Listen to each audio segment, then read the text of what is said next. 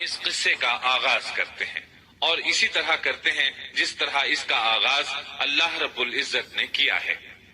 شروع اللہ کے نام سے جو بڑا مہربان نہایت رحم والا ہے۔ الف لام را، یہ روشن کتاب کی آیتیں ہیں۔ یقیناً ہم نے اس کتاب کو عربی قرآن بنا کر نازل فرمایا ہے تاکہ تم سمجھ سکو۔ ہم آپ کے سامنے بہترین بیان پیش کرتے ہیں اس قرآن سے جو ہم نے آپ کی جانب وحی کے ذریعے نازل کیا ہے، اور یقیناً آپ اس سے پہلے بے خبروں میں سے تھے۔ قصہ در اصل ایک خبر کے بعد دوسری خبر اور اطلاع در اطلاع کو کہتے ہیں، اور قصص کا اصل قصہ ہے یعنی پیچھے چلنا، جیسا کہ اللہ کی کتاب میں ہے۔ موسیٰ کی والدہ نے ان کی بہن سے کہا کہ تو اس کے پیچھے پیچھے جا، اور قصص کی اصل یہی ہے کہ کسی خبر کا پے در پے آنا۔ اس لیے ارشاد باری تعالی ہے، ہم آپ پر بہترین قصے بیان کرتے ہیں، اور یقیناً آپ اس سے پہلے بے خبروں میں سے تھے۔ غفلت سے مراد یہاں اللہ کے ذکر سے غفلت نہیں، بلکہ اس کا مطلب یہ ہے کہ نزول قرآن سے پہلے آپ ان قصص سے واقف نہیں تھے۔ اللہ تعالیٰ سورہ یوسف آیت 4 اور 5 میں فرماتے ہیں، جب یوسف نے اپنے باپ سے ذکر کیا کہ ابا جی، میں نے 11 ستاروں اور سورج چاند کو خواب میں دیکھا ہے کہ وہ سب مجھے سجدہ کر رہے ہیں، یعقوب نے کہا، پیارے بچے، اپنے اس خواب کا ذکر اپنے بھائیوں سے نہ کرنا، ایسا نہ ہو کہ وہ تیرے ساتھ کوئی فریب کاری کرے، شیطان تو انسان کا کھلا دشمن ہے۔ رؤیا سے مراد وہ خواب ہے جس کو انسان نیند کی حالت میں دیکھے، اور رؤیت سے مراد وہ حقیقت ہے جس کو انسان حالت بیداری میں اپنی آنکھوں سے دیکھے۔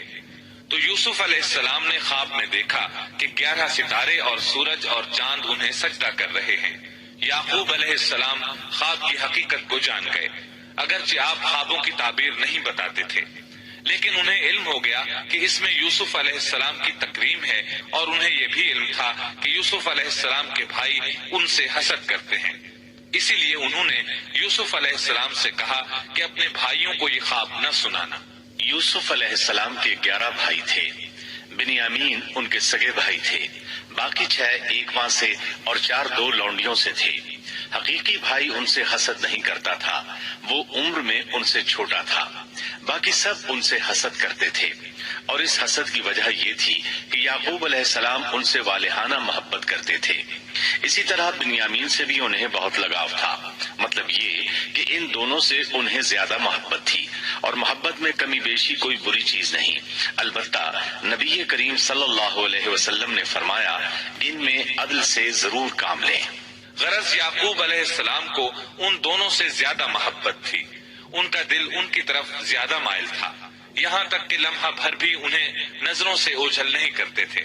یوسف علیہ السلام کے بھائی جب کھیل کے لیے نکلتے تو یعقوب علیہ السلام فرماتے، یوسف کو یہیں چھوڑ دو، گویا ہر وقت ان کا پہرا دیتے تھے۔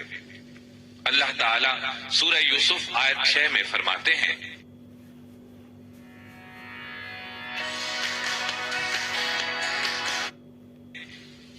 اور اسی طرح تجھے تیرا پروردگار برگزیدہ کرے گا، اور تجھے معاملہ فہمی یعنی خوابوں کی تعبیر بھی سکھائے گا، اور اپنی نعمت تجھے بھرپور عطا فرمائے گا، اور یعقوب کے گھر والوں کو بھی، جیسے کہ اس نے اس سے پہلے تیرے دادا اور پردادا یعنی ابراہیم و اسحاق کو بھی بھرپور اپنی نعمت دی۔ یقیناً تیرا رب بہت بڑے علم والا اور زبردست حکمت والا ہے۔ یعنی آپ کو منتخب کر لیا اور تمام بھائیوں سے آپ کو چن لیا، اور یعقوب علیہ السلام کے سارے بیٹوں سے آپ کا انتخاب کیا، اور اس دور کے لوگوں میں سے آپ کو نبوت دینے کا ارادہ کیا۔ مزید یہ کہ وہ لوگوں کو خوابوں کی تعبیر بھی بتاتے تھے، اور آیت میں جس نعمت کا ذکر ہے اس سے مراد نبوت کی نعمت ہے، اور یہ قصہ اللہ تعالیٰ نے نصیحت کے لیے ذکر کیا ہے۔ اللہ تعالیٰ سورہ یوسف آیت 7 اور 8 میں فرماتے ہیں، یقیناً یوسف اور اس کے بھائیوں میں دریافت کرنے والوں کے لیے بڑی بڑی نشانیاں ہیں، جبکہ انہوں نے کہا کہ یوسف اور اس کا بھائی بنسبت ہمارے باپ کو بہت زیادہ پیارا ہے، حالانکہ ہم طاقتور جماعت ہیں، کوئی شک نہیں کہ ہمارے ابا سری غلطی میں ہیں۔ کہا جاتا ہے کہ یہودیوں نے نبی کریم صلی اللہ علیہ وسلم سے یوسف علیہ السلام کے قصے کے متعلق سوال کیا تو یہ مکمل سورت انہیں قصہ سنانے کے لیے نازل ہوئی، جبکہ بنی اسرائیل کو یہ مکمل قصہ معلوم نہ تھا، اور جو معلوم تھا وہ بھی تحریف شدہ تھا۔ قرآن ان کی اس تحریف کو واضح کرنے کے لیے بھی نازل ہوا، اور جو بھی بنی اسرائیل کا شخص یا کوئی اور اس کے متعلق پوچھے گا اس کے لیے عبرتیں اور نصیحتیں ہیں۔ یوسف کے بھائیوں نے کہا کہ ہمارا باپ یوسف اور اس کے بھائی سے زیادہ محبت کیوں کرتا ہے، جبکہ ہم ایک جماعت ہیں۔ اپنے باپ کے اس عمل پر اعتراض کیا، اور یقیناً یہ ایک بہت برا گمان تھا۔ ضلال کا معنی گمراہی ہوتا ہے، لیکن کبھی خطا پر بھی بولا جاتا ہے، اور انہوں نے باہمی مشورہ کیا اور سوچ بچار کے بعد یوسف علیہ السلام کے قتل کی تجویز طے ہوئی۔ اللہ تعالیٰ آیت 9 میں فرماتے ہیں، یوسف کو تو مار ہی ڈالو یا اسے کسی نامعلوم جگہ پھینک دو کہ تمہارے والد کا رخ صرف تمہاری طرف ہی ہو جائے، اس کے بعد تم نیک ہو جانا۔ مطلب یہ کہ وہ آپس میں کہنے لگے یوسف کو قتل کر دو۔ اس پر بڑے بھائی یہودا نے مداخلت کی اور کہا قتل بہت سنگین جرم ہے۔ اس پر وہ بولے تب پھر اسے کہیں غائب کر دو تاکہ باپ کی توجہ تمہاری طرف ہو جائے اور یوسف والی رکاوٹ ختم ہو جائے۔ دیکھیے کیسی سوچ ہے، پہلے برائی کریں گے پھر توبہ کریں گے اور نیک بن جائیں گے۔ بھلا کیا ایسا آدمی جو برائی اس نیت سے کرتا ہے بعد میں توبہ کر لے گا، کیا اس کی توبہ قبول ہوگی؟ علماء فرماتے ہیں توبہ کا دروازہ کھلا ہے۔ اللہ تعالیٰ رات کے وقت صدا دیتا ہے کہ دن کو برائی کرنے والے توبہ کر لے، اور دن کو آواز دیتا ہے رات کو برائی کرنے والے توبہ کر لے۔ کوئی توبہ کا دروازہ بند نہیں کر سکتا، یہاں تک کہ انسان جتنی بار بھی گناہ کر کے توبہ کرے اللہ قبول کرتا ہے۔ اس لیے اللہ نے ان کی توبہ قبول کر لی۔ تاہم اس بات سے ڈرنا چاہیے کہ اگر گناہ کرنے کے بعد توبہ کا موقع ہی نہ ملے اور موت آ لے تو کیا ہوگا؟ یہ بات نہایت ہی خوفناک ہے کہ توبہ کا موقع ہی نہ ملے۔ اللہ تعالیٰ آیت نمبر 10 میں فرماتے ہیں، ان میں سے ایک نے کہا یوسف کو قتل تو نہ کرو بلکہ اسے کسی اندھے کنویں کی تہ میں ڈالاؤ کہ اسے کوئی آتا جاتا قافلہ اٹھا لے جائے، اگر تمہیں کرنا ہی ہے تو یوں کرو۔ یہودا نے انہیں قتل سے روکا اور کہا قواسم کے راستے میں حموقی نام کا کنواں ہے، اسے اس میں ڈال دو، کوئی گزرتا ہوا قافلہ اسے اٹھا لے جائے گا، اس سے نجات ہی پانا چاہتے ہو تو یہ کام کرو۔ سب نے اس بات سے اتفاق کیا۔ اب اپنے باپ کے پاس گئے، باپ سے انہوں نے جو کہا آیت 11 اور 12 میں آتا ہے، انہوں نے کہا ابا آخر آپ یوسف کے بارے میں ہم پر اعتبار کیوں نہیں کرتے؟ ہم تو اس کے خیر خواہ ہیں، کل آپ ضرور اسے ہمارے ساتھ بھیج دیجئے کہ خوب کھائے پیے اور کھیلے، اور اس کی حفاظت کے ہم ذمہ دار ہیں۔ یعقوب علیہ السلام نے ان کی بات کے جواب میں جو کچھ کہا آیت نمبر 13 اور 14 میں اس کا ذکر موجود ہے۔ یعقوب نے کہا اسے تمہارا لے جانا مجھے تو سخت صدمہ دے گا، اور مجھے یہ بھی کھٹکا لگا رہے گا کہ تمہاری غفلت میں اسے بھیڑیا کھا جائے۔ انہوں نے جواب دیا کہ ہم جیسی زوراور جماعت کی موجودگی میں بھی اگر اسے بھیڑیا کھا جائے تو ہم بالکل نکمے ہی ہوئے۔ وہاں بھیڑیے کثرت سے تھے، اس لیے یعقوب علیہ السلام ڈرتے تھے۔ بیٹوں کے بار بار اصرار پر یعقوب علیہ السلام یوسف علیہ السلام کو ان کے ساتھ بھیجنے پر رضامند ہو گئے۔ اللہ تعالیٰ آیت 15 میں فرماتے ہیں، پھر جب اسے لے چلے اور سب نے مل کر ٹھان لیا کہ اسے غیر آباد گہرے کنویں کی تہ میں پھینک دیں، ہم نے یوسف کی طرف وحی کی کہ یقیناً وقت آ رہا ہے کہ تو انہیں اس ماجرے کی خبر اس حال میں دے گا کہ وہ جانتے ہی نہ ہوں گے۔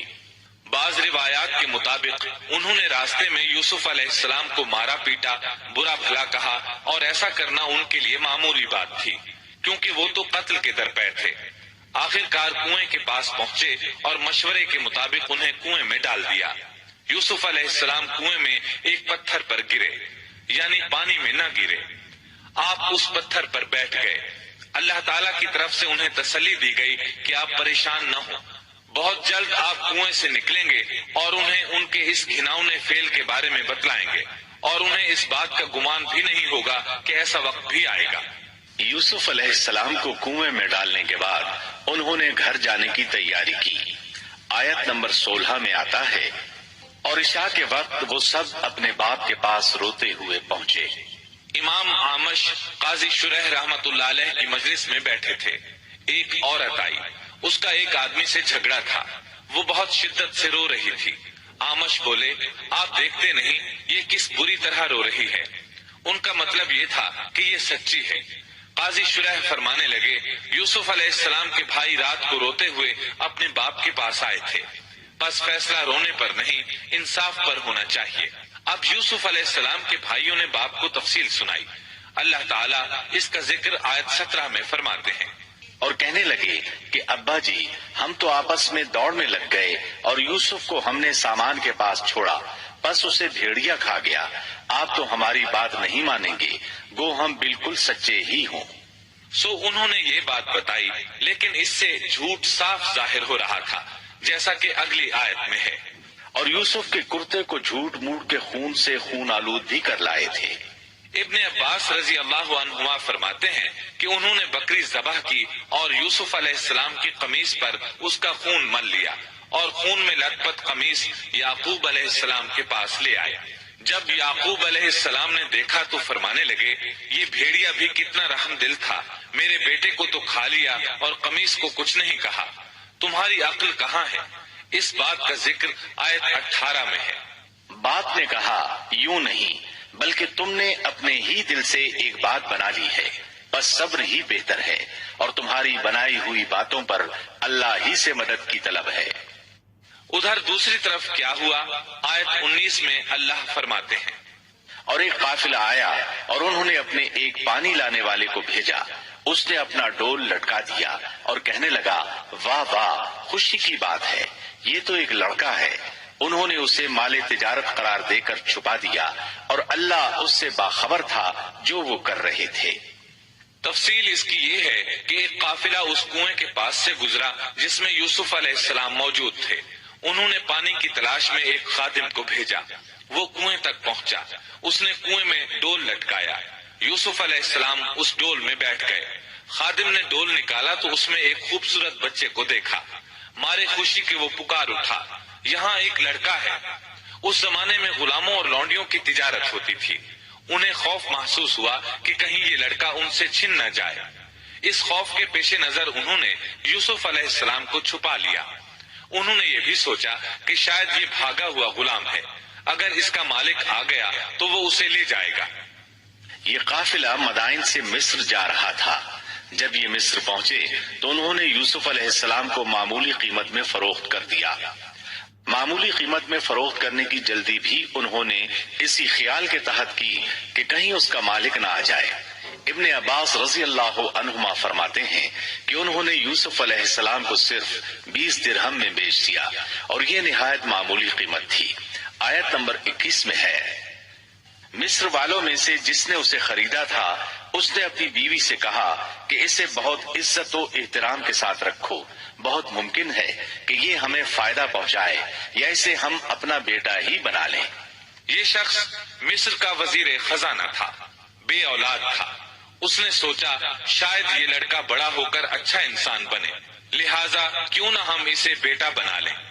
اس طرح یوسف علیہ السلام وزیر خزانہ کے گھر پلے بڑھے۔ وزیر خزانہ عزیز مصر کہلاتا تھا۔ عزیز نے آپ کو بیٹوں کی طرح رکھا۔ آپ کچھ بڑے ہوئے تو شاہی محل کی دیکھ بھال آپ کے ذمے لگا دی گئی، شاہی محل کے تمام اختیارات آپ کے سپرد کر دیے گئے۔ اللہ تعالیٰ آیت 21 اور 22 میں فرماتے ہیں، یوں ہم نے مصر کی سرزمین میں یوسف کا قدم جما دیا کہ ہم اسے خواب کی تعبیر کا کچھ علم سکھا دیں۔ اللہ اپنے ارادے پر غالب ہے، لیکن اکثر لوگ بے علم ہوتے ہیں۔ اور جب یوسف پختگی کی عمر کو پہنچ گئے تو ہم نے اسے قوت فیصلہ اور علم دیا۔ ہم نیک کاروں کو اسی طرح بدلہ دیتے ہیں۔ یوسف علیہ السلام بہت پاکیزہ اور توحید والے ماحول میں پروان چڑھے۔ گھر کا سارا انتظام انہی کے ہاتھ میں تھا۔ آپ بہت بصیرت اور سوجھ بوجھ سے گھر کا نظام چلا رہے تھے۔ ابھی عزیز مصر کی بیوی نے آپ کو گمراہ کرنے کی کوشش نہیں کی تھی کہ علم اور بصیرت کی صفات آپ میں موجود تھی۔ مفسرین لکھتے ہیں جب یوسف علیہ السلام کی عمر 17-18 سال کی ہوئی تو جوانی کے ساتھ ان کے حسن میں مزید اضافہ ہوا۔ حسن یوسف واقعی بے مثال تھا۔ نبی اکرم صلی اللہ علیہ وسلم فرماتے ہیں، معراج کی رات میری ملاقات یوسف علیہ السلام سے ہوئی۔ ایسا لگتا تھا کہ دنیا کا نصف حسن یوسف علیہ السلام کو ملا ہے۔ مفسرین اس کی وضاحت کرتے ہیں کہ حسن کو اللہ تعالیٰ نے 2 حصوں میں تقسیم کیا ہے۔ آدھا حسن یوسف علیہ السلام کو دیا اور آدھا باقی ساری مخلوق میں تقسیم کر دیا۔ اللہ اکبر، یہ ہے حسن یوسف۔ اور جب یوسف کے حسن کی کیفیت یہ ہے تو پھر اس کے خالق کے کیا کہنے۔ جب عزیز مصر کی بیوی نے ان کا حسن دیکھا تو بے اختیار ہو گئی، اس کے اندر ہیجان پیدا ہوا۔ اس نے یوسف علیہ السلام سے بدکاری کا ارادہ کر لیا، ان کے ساتھ لطف و عنایت کا سلسلہ شروع کر دیا اور پھسلانے کے جتنے طریقے ہو سکتے تھے وہ اختیار کیے۔ ناز و نخرے کے ساتھ اس سے پیش آنے لگی۔ اللہ آیت 23 میں فرماتے ہیں، اس عورت نے جس کے گھر میں یوسف تھے یوسف کو بہلانا پھسلانا شروع کیا کہ وہ اپنے نفس کی نگرانی چھوڑ دے اور دروازے بند کر کے کہنے لگی، لو آ جاؤ۔ یوسف نے کہا، اللہ کی پناہ، وہ میرا رب ہے، مجھے اس نے بہت اچھی طرح رکھا ہے، بے انصافی کرنے والوں کا بھلا نہیں ہوتا ہے۔ مطلب یہ کہ آخر نوبت یہاں تک پہنچ گئی کہ ایک دن اس نے سارے دروازے بند کر لیے اور کہنے لگی، آئیے یوسف، میں نے یہ زیب و زینت آپ کے لیے کی ہے۔ یوسف علیہ السلام فرمانے لگے، اللہ کی پناہ، یہ ناممکن ہے، میں ایسا نہیں کر سکتا۔ کیا میں اپنے مالک کی گھر والی سے بدکاری کروں جس نے مجھے اپنے بیٹوں کی طرح ناز و نعمت میں رکھا؟ یہ بہت بڑا ظلم ہے اور ظالم لوگ فلاح نہیں پا سکتے۔ آپ نے فوراً انکار کر دیا، اس لیے کہ آپ صاحب علم تھے، صاحب حلم تھے، بادشاہ کے مقام اور مرتبے کو جاننے کے ساتھ برائی کے نقصانات سے بھی باخبر تھے، خود صاحب فضل تھے اور اہل فضل کے مقام و مرتبے سے بھی واقف تھے۔ قرآن کریم کی آیات آپ کی طہارت اور پاکیزگی بیان کر رہی ہیں۔ آیت 24 میں ہے، اس عورت نے یوسف کا قصد کیا اور یوسف اس کا قصد کرتے اگر وہ اپنے پروردگار کی دلیل نہ دیکھتے۔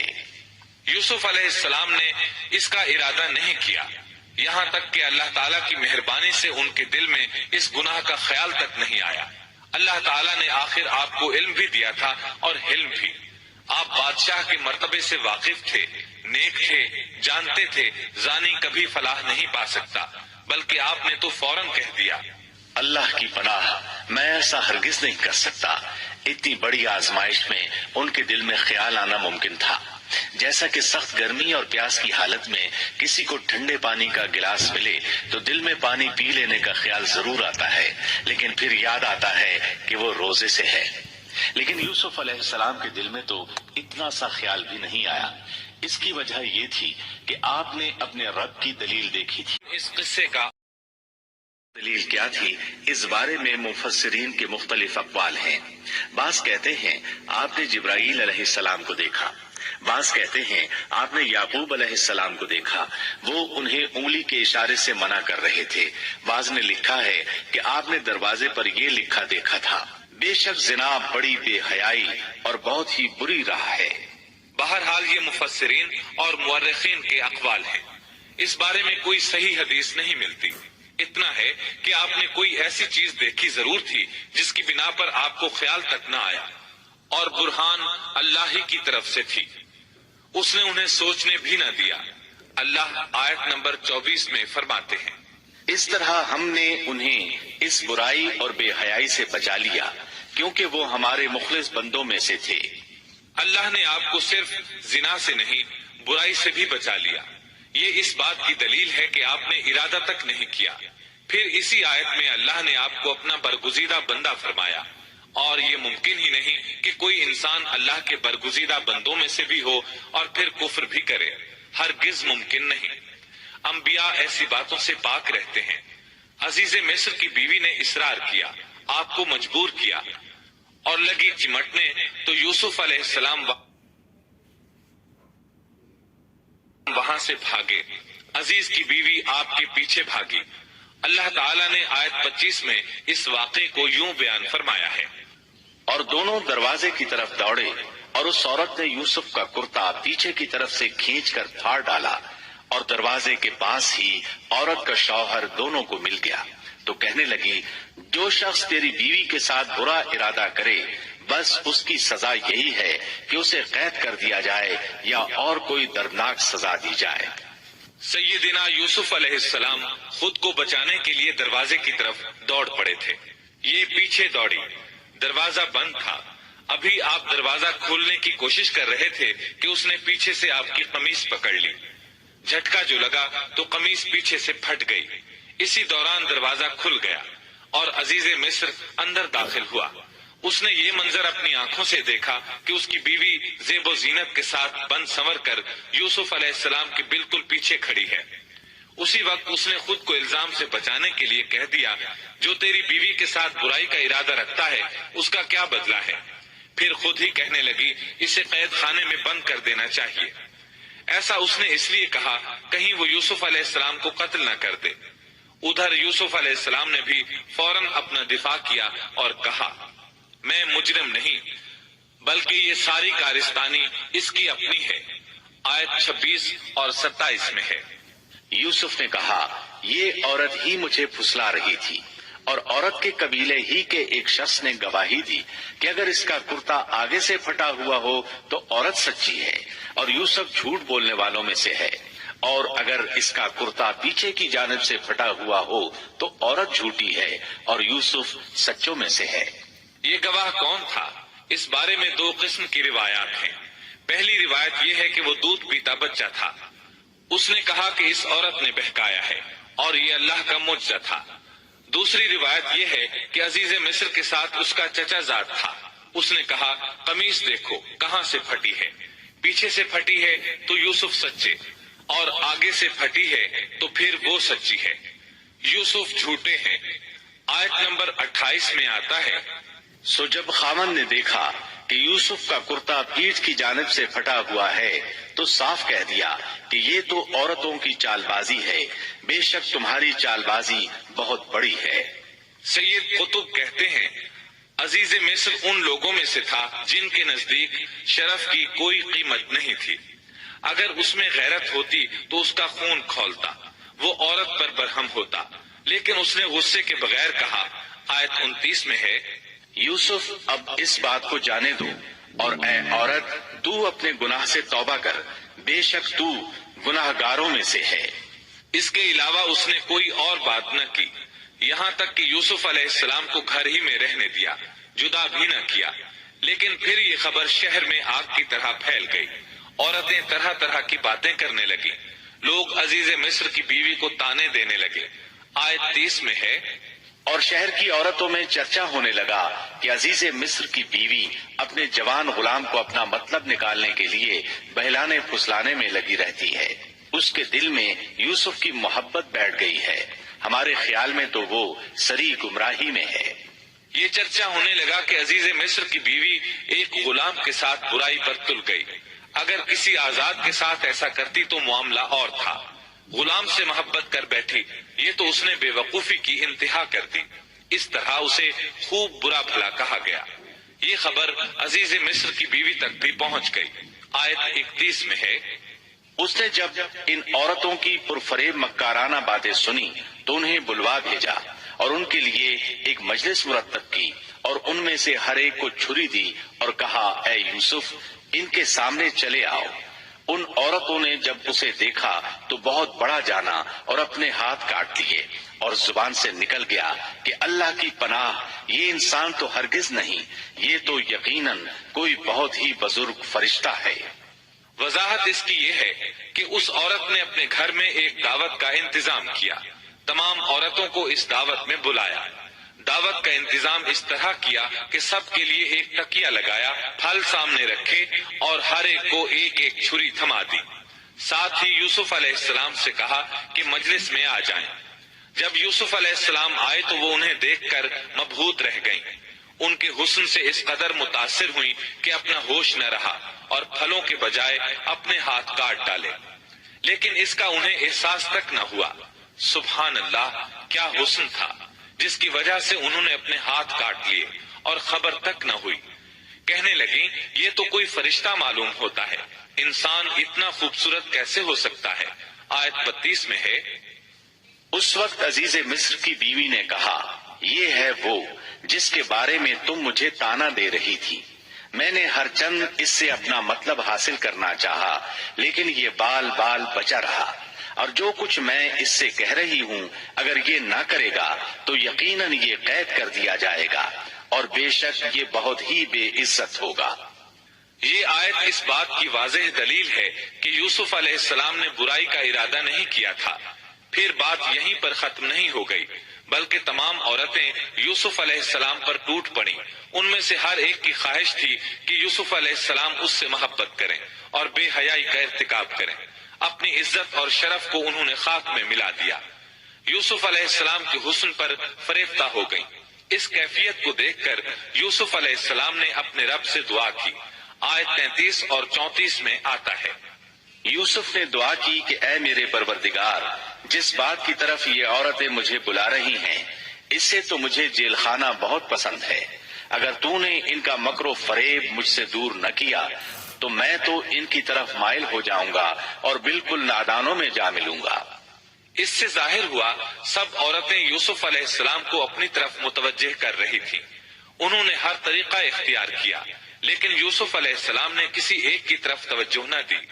اللہ نے انہیں بچا لیا اور عورتوں کی چال کو ناکام بنا دیا۔ اس واقعے کی خبر بھی لوگوں میں پھیل گئی۔ عزیز مصر کی بیوی کو پتہ چل گیا کہ یہ خبریں پورے شہر میں پھیل گئی ہیں اور لوگ اسے ہی قصوروار ٹھہرا رہے ہیں۔ تب وہ اپنے خاوند کے پاس گئی، اس سے کہا، اب کیا کیا جائے؟ سب لوگ مجھے ہی الزام دے رہے ہیں، معاملہ بہت پھیل گیا ہے، اس بات کو دبانے کے لیے کچھ کرنا چاہیے۔ عزیز مصر نے کہا، پھر کیا کیا جائے؟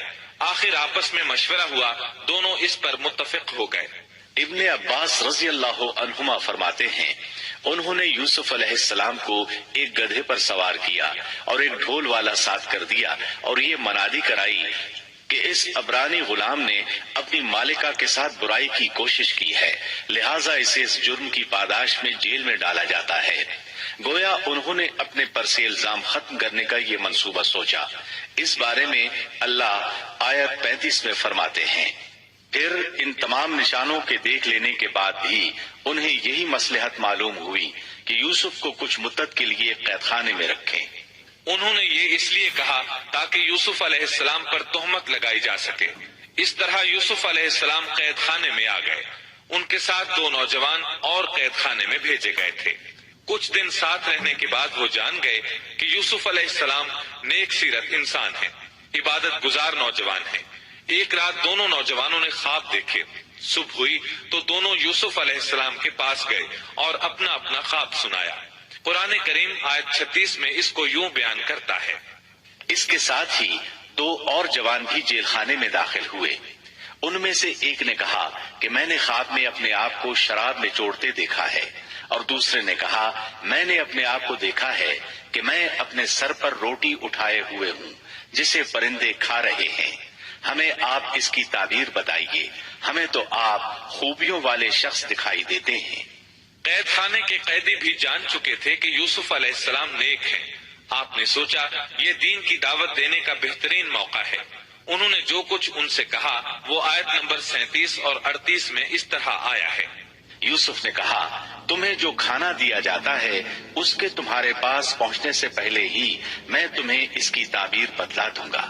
یہ سب اس علم کی بدولت ہے جو مجھے میرے رب نے سکھایا ہے۔ میں نے ان لوگوں کا مذہب چھوڑ دیا ہے جو اللہ پر ایمان نہیں رکھتے اور آخرت کے بھی منکر ہیں۔ میں اپنے باپ دادوں کے دین کا پابند ہوں، یعنی ابراہیم، اسحاق اور یعقوب کے دین کا۔ ہمیں ہرگز یہ سزاوار نہیں کہ ہم اللہ کے ساتھ کسی کو بھی شریک کریں۔ ہم پر اور تمام اور لوگوں پر اللہ کا یہ خاص فضل ہے، لیکن اکثر لوگ ناشکری کرتے ہیں۔ آپ نے سب سے پہلے اپنا تعارف کرایا، ابراہیم اور یعقوب علیہ السلام کے بارے میں بتایا، اور اس زمانے کے لوگ ابراہیم علیہ السلام کو مانتے تھے۔ ابراہیم علیہ السلام معروف تھے، جانے پہچانے تھے۔ نبی کریم صلی اللہ علیہ وسلم سے پوچھا گیا کہ کریم یعنی عزت دار کون ہے؟ آپ نے فرمایا عزت دار کے بیٹے، عزت دار کے پوتے اور عزت دار کے پڑ پوتے، یعنی یوسف بن یعقوب بن اسحاق بن ابراہیم علیہ السلام۔ مطلب یہ کہ 4 پشتوں تک نبوت کی فضیلت یوسف علیہ السلام کے سوا کسی کے حصے میں نہیں آئی۔ یہ عزت اور بزرگی کی انتہا ہے۔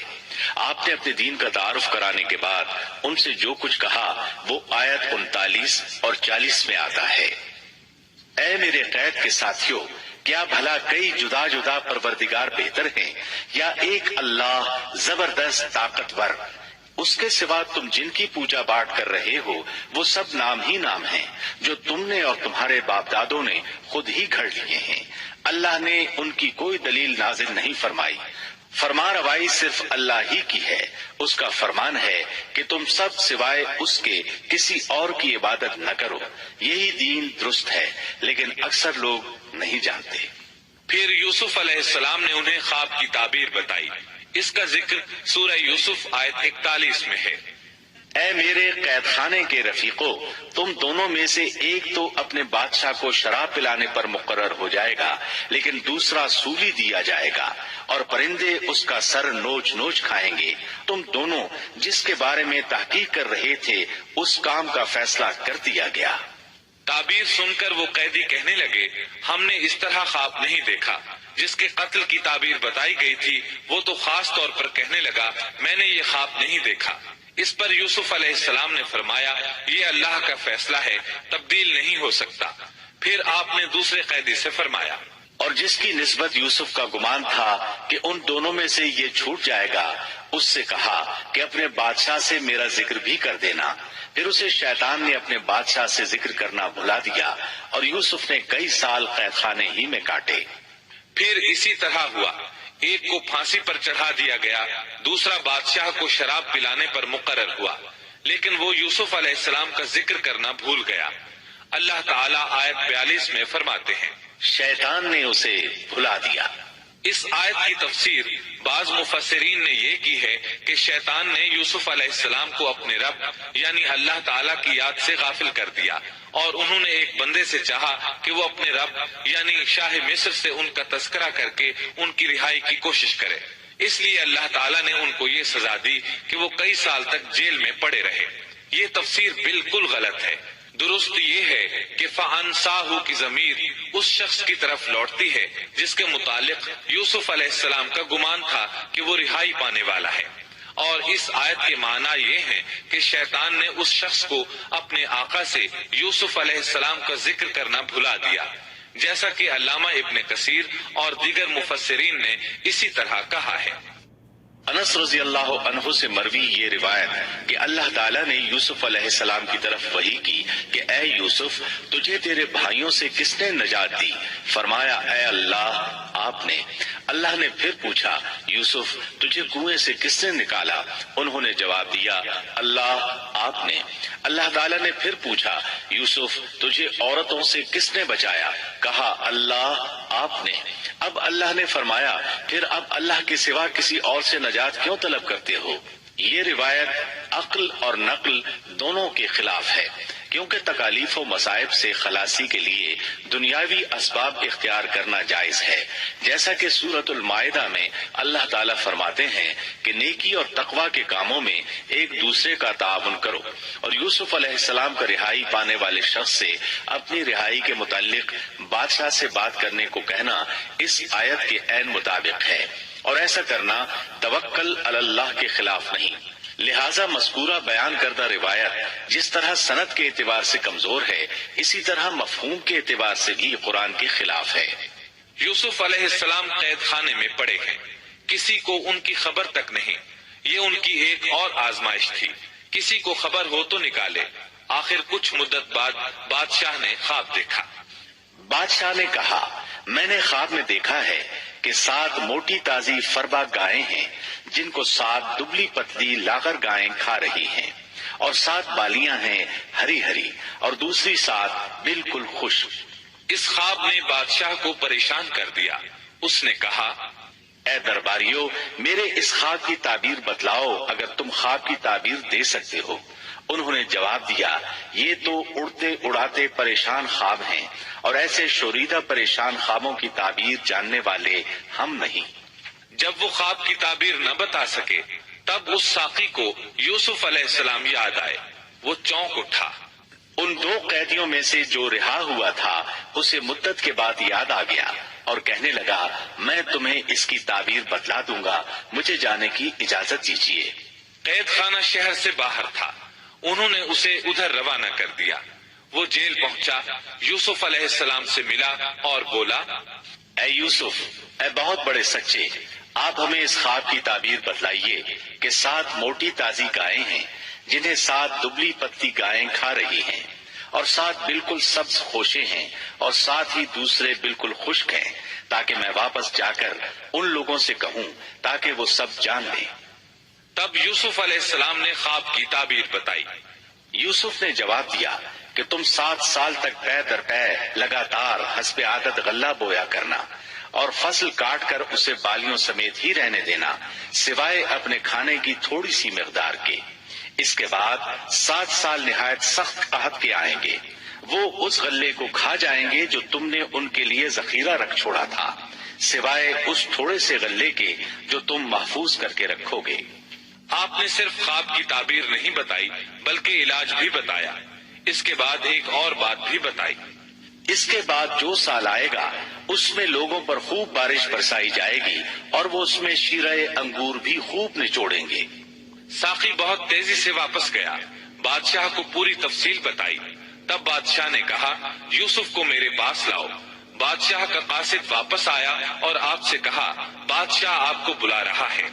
یوسف علیہ السلام نے کہا، میں قید خانے سے نہیں نکلوں گا۔ نبی کریم صلی اللہ علیہ وسلم فرماتے ہیں، اللہ یوسف علیہ السلام پر رحم فرمائے، انہوں نے کس حد تک صبر کیا۔ ان کی جگہ میں ہوتا اور مجھے قید خانے سے نکلنے کے لیے کہا جاتا تو میں فوراً باہر نکل جاتا۔ 7 سال تک قید میں رہنے کے بعد اگر کوئی قیدی سے باہر نکلنے کے لیے کہے اور وہ باہر نکلنے سے انکار کر دے تو یہ بات عجیب ہی لگ سکتی تھی، لیکن یوسف علیہ السلام ہر طرح سے بری ہو کر نکلنا چاہتے تھے۔ چنانچہ آپ نے کہا، یوسف نے کہا، اپنے بادشاہ کے پاس واپس جا اور اس سے پوچھ کہ ان عورتوں کا حقیقی واقعہ کیا ہے جنہوں نے اپنے ہاتھ کاٹ لیے تھے۔ ان کے ہیلے کو صحیح طور پر جاننے والا میرا پروردگار ہی ہے۔ قاصد واپس آیا، اس نے بادشاہ کو یوسف کا جواب سنایا۔ اب بادشاہ نے ان عورتوں کو جمع کیا اور کہا، بادشاہ نے پوچھا، اے عورتوں، اس وقت کا صحیح واقعہ کیا ہے جب تم داؤ فریب کر کے یوسف کو اس کی دلی منشا سے بہکانا چاہتی تھی؟ انہوں نے صاف جواب دیا کہ معاذ اللہ، ہم نے یوسف میں کوئی برائی نہیں پائی۔ پھر تو عزیز مصر کی بیوی بھی بول اٹھی کہ اب تو حق سچ واضح ہو گیا ہے، میں نے ہی اسے ورغلایا تھا اس کے جی سے، اور یقیناً وہ سچوں میں سے ہے۔ یوسف نے کہا، یہ اس واسطے کہ عزیز مصر جان لے کہ میں نے اس کی پیٹھ پیچھے اس کی خیانت نہیں کی، اور یہ بھی کہ اللہ دغابازوں کے ہتھ کنڈے چلنے نہیں دیتا۔ میں اپنے نفس کی پاکیزگی بیان نہیں کرتا، بے شک نفس تو برائی پر ابھارنے والا ہی ہے، مگر یہ کہ میرا پروردگار ہی اپنا رحم کرے، یقیناً میرا پالنے والا، بڑی بخشش کرنے والا اور بہت مہربانی فرمانے والا ہے۔ بعض مفسرین کے نزدیک یہ یوسف علیہ السلام کا قول ہے، اور یہ انہوں نے اس وقت کہا جب جیل میں ان کو یہ ساری تفصیل بتلائی گئی، یا بعض کے بقول بادشاہ کے پاس جا کر انہوں نے یہ کہا۔ بعض مفسرین کے نزدیک یہ بھی عزیز مصر کی بیوی ہی کا قول ہے، اور مطلب یہ ہے کہ یوسف کی غیر موجودگی میں بھی اسے غلط طور پر تہمت لگا کر خیانت کا ارتکاب نہیں کرتی، بلکہ امانت کے تقاضوں کو سامنے رکھتے ہوئے اپنی غلطی کا اعتراف کرتی ہوں۔ یا یہ مطلب ہے کہ میں نے یوسف کو پھسلانے کی کوشش ضرور کی، لیکن واقعہ یہ ہے کہ اپنے خاوند کی خیانت نہیں کی اور کسی بڑے گناہ میں واقع نہیں ہوئی۔ حافظ ابن کثیر نے اسی قول کو ترجیح دی ہے اور اسے سیاق و معانی کے اعتبار سے زیادہ مناسب اور موزوں قرار دیا ہے۔ آیت 54 میں اللہ تعالیٰ فرماتے ہیں، بادشاہ نے کہا، اسے میرے پاس لاؤ کہ میں اسے اپنے خاص کاموں کے لیے مقرر کر لوں۔ پھر جب اس سے بات چیت کی تو کہنے لگا کہ آپ ہمارے ہاں آج سے ذی عزت اور امانت دار ہیں۔ تب یوسف علیہ السلام بولے، یوسف نے کہا، آپ مجھے ملک کے خزانوں پر مقرر کر دیجئے، میں حفاظت کرنے والا اور باخبر ہوں۔ اسی طرح ہم نے یوسف کو ملک کا قبضہ دے دیا کہ وہ جہاں کہیں چاہے رہے سہے، ہم جسے چاہیں اپنی رحمت پہنچا دیتے ہیں، ہم نیکوکاروں کا ثواب ضائع نہیں کرتے، یقیناً ایمانداروں اور پرہیزگاروں کو اخروی اجر بہت ہی بہتر ہے۔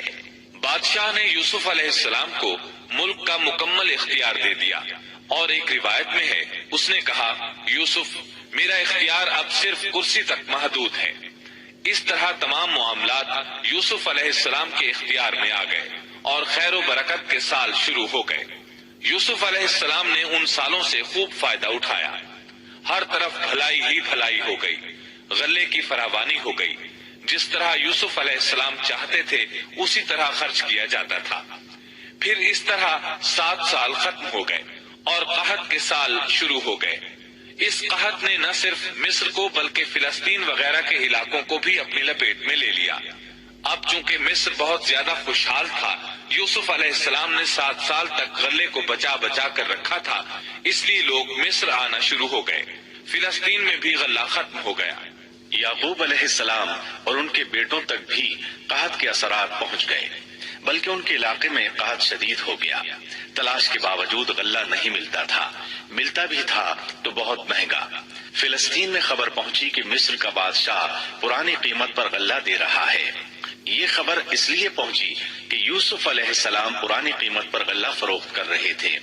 چنانچہ فلسطین سے غلہ خریدنے کے لیے قافلے مصر آنے لگے۔ یوسف علیہ السلام پرانی قیمت پر غلہ ضرور دیتے، لیکن ایک آدمی کو صرف اتنا دیتے جتنا ایک اونٹ اٹھا سکتا، اس سے زیادہ نہ دیتے، تاکہ تاجر لوگ مال سٹاک کر کے مہنگا نہ بیچیں۔ اس لیے جو غلہ خریدتا تھا اس کے لیے ضروری تھا کہ اپنے گھر والوں کو ساتھ لائے۔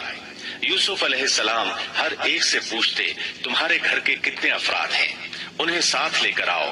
اور اس طرح یوسف علیہ السلام کے بھائیوں نے بھی مصر جانے کا ارادہ کر لیا۔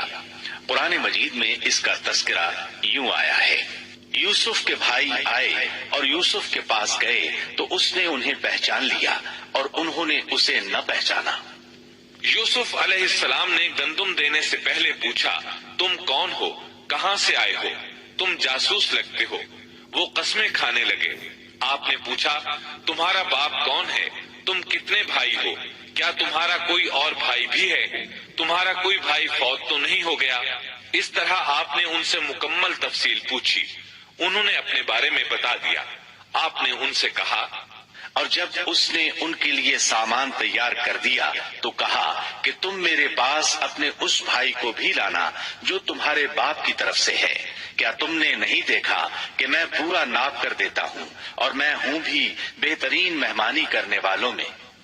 آپ نے ان سے یہ بھی کہا، بس اگر تم اسے میرے پاس لے کر نہ آئے تو میری طرف سے تمہیں کوئی ناپ بھی نہ ملے گا، بلکہ تم میرے قریب بھی نہ پھٹکنا۔ انہوں نے کہا، اچھا، ہم اس کے والد سے تذکرہ کریں گے اور پوری کوشش کریں گے۔ پھر یوسف علیہ السلام نے اپنے غلاموں سے کہا اور اپنے خدمتگاروں سے کہا کہ ان کی پونجی انہی کی بوریوں میں رکھ دو کہ جب لوٹ کر اپنے اہل و عیال میں جائیں اور پونجیوں کو پہچان لیں تو بہت ممکن ہے کہ یہ پھر لوٹ آئیں۔ دراصل یوسف علیہ السلام چاہتے تھے کسی طرح وہ دوبارہ آئیں۔ انہیں یہ خدشہ محسوس ہوا کہ ممکن ہے دوبارہ آنے کے لیے ان کے پاس رقم نہ ہو اور یہ غلہ خریدنے نہ آئیں، اس لیے ان کی قیمت ان کے سامان میں رکھ دی تاکہ وہ دوبارہ آئیں۔ جب یہ گھر پہنچے تو سامان کھولنے سے پہلے باپ سے کہا۔ جب یہ لوگ لوٹ کر اپنے والد کے پاس گئے تو کہنے لگے، ہم سے تو غلے کا پیمانہ روک لیا گیا، اب آپ ہمارے ساتھ ہمارے بھائی کو بھیجیے کہ ہم پیمانہ بھر کر لائیں، ہم اس کی نگہبانی کے ذمہ دار ہیں۔ یعنی انہوں نے کہا کہ آئندہ ہمیں غلہ اسی صورت میں ملے گا جب ہم اپنے چھوٹے بھائی بنیامین کو ساتھ لے جائیں گے۔ اس پر یعقوب علیہ السلام نے فرمایا، یعقوب نے کہا کہ مجھے تو اس کی بابت تمہارا بس ویسا ہی اعتبار ہے جیسا اس سے پہلے اس کے بھائی کے بارے میں تھا، بس اللہ ہی بہترین حافظ ہے اور وہ سب مہربانوں سے بڑا مہربان ہے۔ مطلب یہ کہ یعقوب علیہ السلام نے ان کی بات ماننے سے انکار کر دیا۔ اس کے بعد جب انہوں نے اپنا سامان کھولا تو کیا دیکھا؟ جب انہوں نے اپنا سامان کھولا تو انہوں نے اپنا سرمایہ موجود پایا جو ان کی جانب لوٹا دیا گیا تھا۔ کہنے لگے اے ہمارے باپ ہمیں اور کیا چاہیے، دیکھیے تو یہ ہمارا سرمایہ بھی ہمیں واپس لوٹا دیا گیا ہے، ہم اپنے خاندان کو غلہ لا دیں گے اور اپنے بھائی کی نگرانی رکھیں گے اور ایک اونٹ کا پیمانہ زیادہ لائیں گے، یہ ناپ تو بہت آسان ہے۔ جب یعقوب علیہ السلام نے یہ معاملہ دیکھا اور ان کا اصرار بڑھا تو سوچ میں پڑ گئے کہ معاملہ کچھ اور معلوم ہوتا ہے، بس انہیں اللہ تعالیٰ کی طرف سے الہام ہوا کہ ساتھ بھیج دیجیے۔ یعقوب نے کہا میں تو اسے ہرگز تمہارے ساتھ نہ بھیجوں گا جب تک کہ تم اللہ کو بیچ میں رکھ کر مجھے قول و قرار نہ دو کہ تم اسے میرے پاس پہنچاؤ گے، سوائے اس ایک صورت کے کہ تم سب گرفتار کر لیے جاؤ۔ جب انہوں نے پکا قول و قرار دیا تو انہوں نے کہا ہم جو کچھ کہتے ہیں اللہ اس پر نگہبان ہے۔ انہوں نے مزید نصیحت کی اور یعقوب نے کہا اے میرے بچوں، تم سب ایک دروازے سے نہ جانا بلکہ کئی جدا جدا دروازوں میں سے داخل ہونا، میں اللہ کی طرف سے آنے والی کسی چیز کو تم سے ٹال نہیں سکتا، حکم صرف اللہ ہی کا چلتا ہے، میرا کامل بھروسہ اسی پر ہے اور ہر ایک بھروسہ کرنے والے کو اسی پر بھروسہ کرنا چاہیے۔ مطلب یہ تھا کہ تم 11 نوجوان ہو، تمہیں دیکھ کر کوئی حسد نہ کر بیٹھے، تمہیں نظر نہ لگ جائے، اور نظر کا لگ جانا برحق ہے، اور یہ بسا اوقات انسان کو قبر میں پہنچا دیتی ہے۔ اب یہ روانہ ہوئے۔ جب وہ انہی راستوں سے جن کا حکم ان کے والد نے انہیں دیا تھا گئے، کچھ نہ تھا کہ اللہ نے جو بات مقرر کر دی ہے وہ اس سے انہیں ذرا بھی بچا لے، مگر یعقوب کے دل میں ایک خیال پیدا ہوا جسے اس نے پورا کر لیا۔ بلا شبہ وہ ہمارے سکھلائے ہوئے علم کا عالم تھا، لیکن اکثر لوگ نہیں جانتے۔ مطلب یہ کہ انسان کی کوشش کے باوجود تقدیر اپنا کام دکھا جاتی ہے۔ عطا رحمت اللہ علیہ فرماتے ہیں کہ یعقوب علیہ السلام کے بارے میں یہ جو فرمایا کہ اس کے پاس ہمارا دیا ہوا علم تھا، اس کا مطلب یہ ہے کہ یعقوب علیہ السلام جو بھی بات کرتے تھے اس میں اللہ کا ذکر ہوتا اور غور و فکر کے بعد بات کرتے، پہلے اللہ کا نام لیتے، اور یہی ان کا علم تھا۔ یوسف علیہ السلام کے بھائی گئے اور دربار میں حاضر ہوئے، آپ نے معمول کے مطابق ان کی رہائش کا انتظام کیا، ہر دو کو ایک کمرہ دیا، اس طرح بنیامین اکیلے بچ گئے۔ یوسف علیہ السلام نے فرمایا چلو اسے ادھر میرے پاس چھوڑ جاؤ۔ جب وہ چلے گئے تو یوسف علیہ السلام نے انہیں گلے سے لگا لیا۔ یہ سب جب یوسف کے پاس پہنچ گئے تو اس نے اپنے بھائی کو اپنے پاس جگہ دی اور کہا کہ میں تیرا بھائی یوسف ہوں، بس یہ جو کچھ کرتے رہے اس کا کچھ رنج نہ کر۔ مطلب یہ کہ وہ بنیامین کو بھی ستاتے رہے۔ اس کے بعد یوسف علیہ السلام نے کیا کیا، اس کا ذکر سورہ یوسف آیت 70 تا 77 میں سنیے۔ پھر جب انہیں ان کا سامان اسباب ٹھیک ٹھاک کر کے دیا تو اپنے بھائی کے سامان میں پانی پینے کا پیالہ رکھ دیا۔ پھر ایک آواز دینے والے نے پکار کر کہا کہ اے قافلے والو، تم لوگ تو چور ہو۔ انہوں نے ان کی طرف منہ پھیر کر کہا کہ تمہاری کیا چیز کھوئی گئی ہے؟ جواب دیا کہ شاہی پیالہ گم ہے، جو اسے لے آئے اسے ایک اونٹ کے بوجھ کا غلہ ملے گا، اس وعدے کا میں ضامن ہوں۔ انہوں نے کہا اللہ کی قسم تم کو خوب علم ہے کہ ہم ملک میں فساد پھیلانے کے لیے نہیں آئے اور نہ ہم چور ہیں۔ انہوں نے کہا اچھا چور کی کیا سزا ہے اگر تم جھوٹے ہو؟ جواب دیا کہ اس کی سزا یہی ہے کہ جس کے اسباب میں سے پایا جائے وہی اس کا بدلہ ہے، ہم تو ایسے ظالموں کو یہی سزا دیا کرتے ہیں۔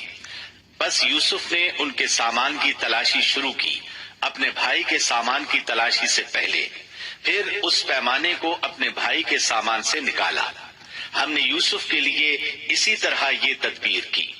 اس بادشاہ کے قانون کی روح سے یہ اپنے بھائی کو نہیں روک سکتا تھا مگر یہ کہ اللہ کو منظور ہو۔ ہم جس کے چاہیں درجے بلند کر دیں، ہر ذی علم پر فوقیت رکھنے والا دوسرا ذی علم موجود ہے۔ انہوں نے کہا کہ اگر اس نے چوری کی تو کوئی تعجب کی بات نہیں، اس کا بھائی بھی پہلے چوری کر چکا ہے۔ یوسف نے اس بات کو اپنے دل میں رکھ لیا اور ان کے سامنے بالکل ظاہر نہ کیا، کہا کہ تم بڑے بدقماش ہو اور جو تم بیان کرتے ہو اسے اللہ ہی خوب جانتا ہے۔ اب اب وہ بادشاہ یعنی یوسف علیہ السلام کی منت سماجت کرنے لگے۔ انہوں نے کہا کہ اے عزیز مصر، اس کے والد بڑی عمر کے بالکل بوڑھے شخص ہیں، آپ اس کے بدلے ہم میں سے کسی کو لے لیجئے، ہم دیکھتے ہیں کہ آپ بڑے نیک نفس ہیں۔ یوسف نے کہا کہ ہم نے جس کے پاس اپنی چیز پائی ہے اس کے سوا دوسرے کی گرفتاری کرنے سے اللہ کی پناہ چاہتے ہیں، ایسا کرنے سے تو ہم یقیناً ناانصافی کرنے والے ہو جائیں گے۔ جب وہ اس سے مایوس ہو گئے تو تنہائی میں بیٹھ کر مشورہ کرنے لگے۔ ان میں جو سب سے بڑا تھا اس نے کہا، تمہیں معلوم نہیں کہ تمہارے والد نے تم سے اللہ کی قسم لے کر پختہ قول قرار لیا ہے، اور اس سے پہلے یوسف کے بارے میں تم کوتاہی کر چکے ہو۔ بس میں تو اس سرزمین سے نہ ٹلوں گا جب تک کہ والد صاحب خود مجھے اجازت نہ دیں، یا اللہ میرے اس معاملے کا فیصلہ کر دے، وہی بہترین فیصلہ کرنے والا ہے۔ تم سب والد صاحب کی خدمت میں واپس جاؤ اور کہو کہ ابا جی، آپ کے صاحبزادے نے چوری کی اور ہم نے وہی گواہی دی تھی جو ہم جانتے تھے، ہم کچھ غیب کی حفاظت کرنے والے نہ تھے۔ آپ اس شہر کے لوگوں سے دریافت فرما لیں جہاں ہم تھے، اور اس قافلے سے بھی پوچھ لیں جس کے ساتھ ہم آئے ہیں، اور یقیناً ہم بالکل سچے ہیں۔ یعقوب نے کہا، یہ تو نہیں بلکہ تم نے اپنی طرف سے بات بنا لی، بس اب صبر ہی بہتر ہے، قریب ہے کہ اللہ ان سب کو میرے پاس ہی پہنچا دے، وہی علم و حکمت والا ہے۔ پھر یعقوب علیہ السلام رونے لگے اور کہنے لگے، پھر ان سے منہ پھیر لیا اور کہا، ہائے یوسف! ان کی آنکھیں بوجہ رنج و غم کے سفید ہو چکی تھیں اور وہ غم کو دبائے ہوئے تھے۔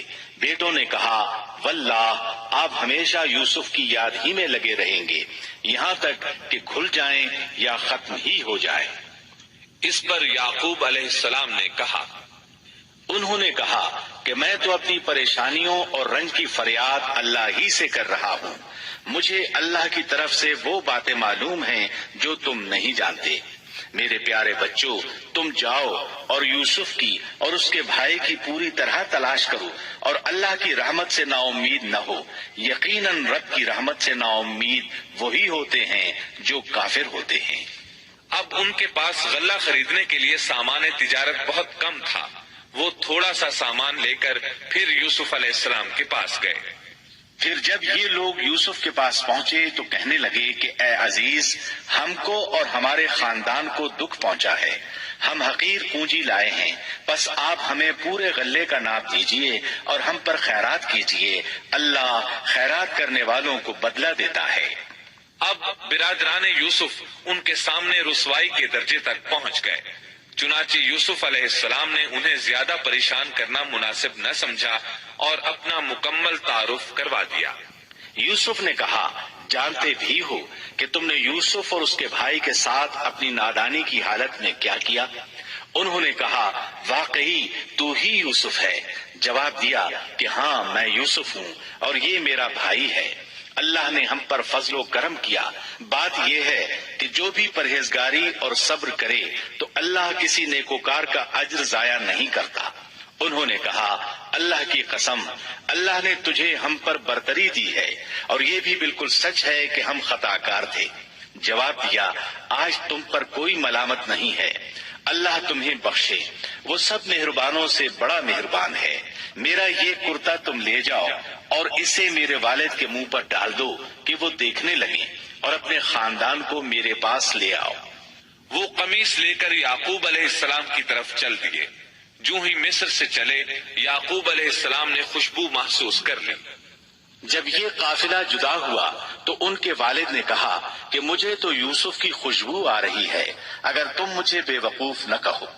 وہ کہنے لگے کہ واللہ آپ اپنے اسی پرانے خط میں مبتلا ہیں۔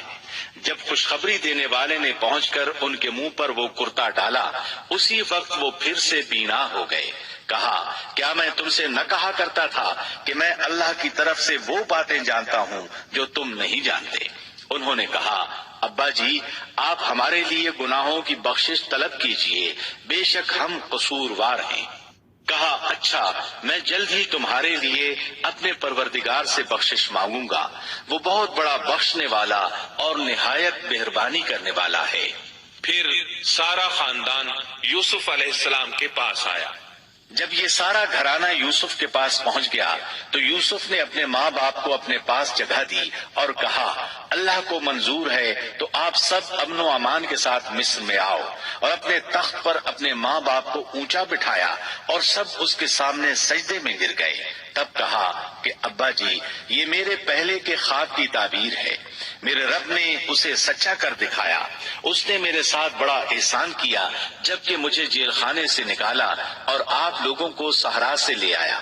اس اختلاف کے بعد جو شیطان نے مجھ میں اور میرے بھائیوں میں ڈال دیا تھا، میرا رب جو چاہے اس کے لیے بہترین تدبیر کرنے والا ہے، اور وہ بہت علم و حکمت والا ہے۔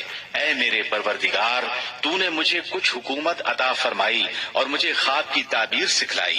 اے آسمانوں اور زمین کے پیدا کرنے والے، تو ہی دنیا و آخرت میں میرا ولی اور کارساز ہے۔ تو مجھے اسلام کی حالت میں فوت کر اور نیکوں میں ملا دے۔